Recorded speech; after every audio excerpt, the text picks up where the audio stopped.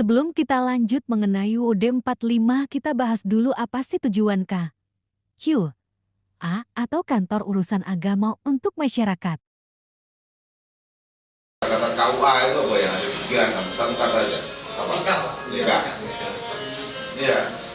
Karena memang core layanan kita yang terbanyak itu memang layanan pernikahan. Padahal sejatinya tidak hanya pernikahan yang dilayani oleh KUA. Urusan pernikahan juga urusan penyuluhan keagamaan, tentang makanan halal, tentang wakaf, sosialisasi wakaf, berikut penerbitan akte wakaf itu KUA yang melaksanakan. Jadi dengan begini kan kamu tahu ternyata tugas KUA itu tidak cuma menikah, kan juga banyak hal yang berkaitan bimbingan keagamaan. Jadi tujuan Kantor Urusan Agama KUA adalah memberikan pelayanan administrasi dan bimbingan terkait urusan agama Islam di tingkat kecamatan. Berikut adalah beberapa tujuan utama KUA. 1. Pencatatan perkawinan. KUA bertugas mencatat dan mengesahkan pernikahan bagi pasangan Muslim sesuai dengan ketentuan hukum Islam dan peraturan perundang-undangan yang berlaku. 2. Pelayanan keagamaan. 3. Pengelolaan wakaf. 4. Penyuluhan keagamaan. 5. Bimbingan kehidupan berkeluarga. 6. Pelayanan administrasi keagamaan.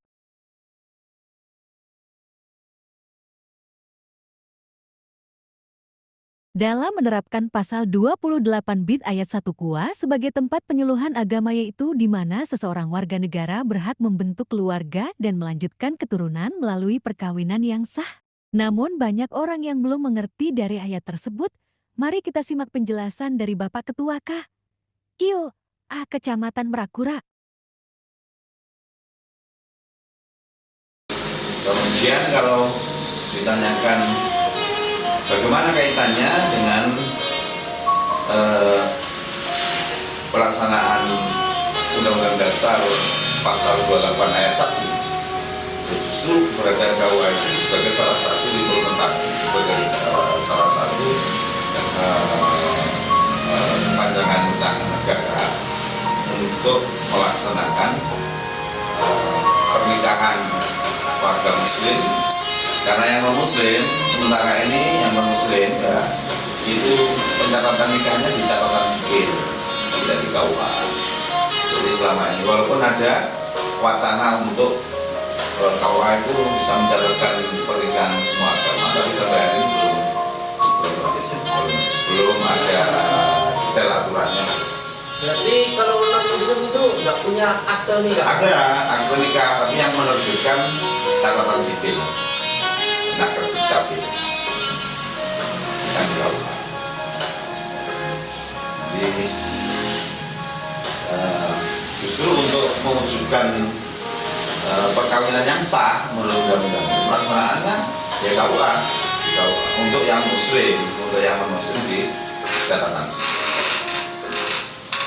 Jadi kalau tinjauannya secara asasi manusia, justru kami melaksanakan itu, support terhadap hak warga negara untuk membentuk keluarga berdasarkan pernikahan atau perkawinan yang sah.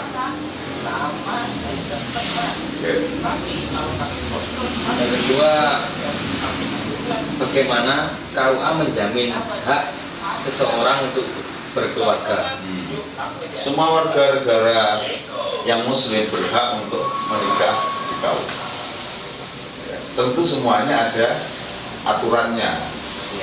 Siapa-siapa yang atau ada syarat-syarat. Termasuk mungkin yang nanti pasti akan membahas bagaimana dengan pembatasan umur. Nah, detailnya kalau Nah, bagaimana KUA menjamin pelaksanaan hak warga negara untuk melaksanakan? Ini kita jamin semua, tapi dalam pelaksanaan itu kan tetap dibutuhkan aturan main. Aturan main atau undang-undang yang mengatur itu diatur di Undang-Undang Pemerintahan Nomor 1 Tahun 2004 yang diamandemen pada tahun 2019. Ada amandemen, ada beberapa poin perubahan. Jadi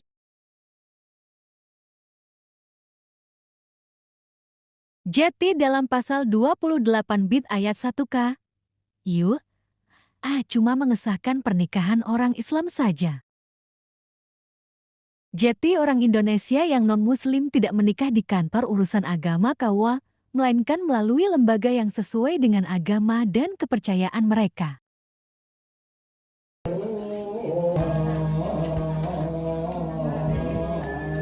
Setelah melaksanakan upacara keagamaan atau adat, pasangan harus mendaftarkan pernikahan mereka ke Dinas Kependudukan dan Pencatatan Sipil Disdukcapil setempat untuk mendapatkan akta perkawinan.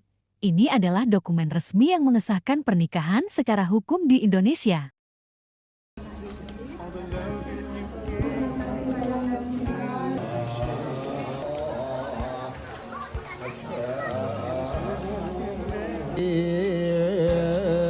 Ngomong-ngomong soal korak, ini sudah 6 menit rek, semoga bermanfaat.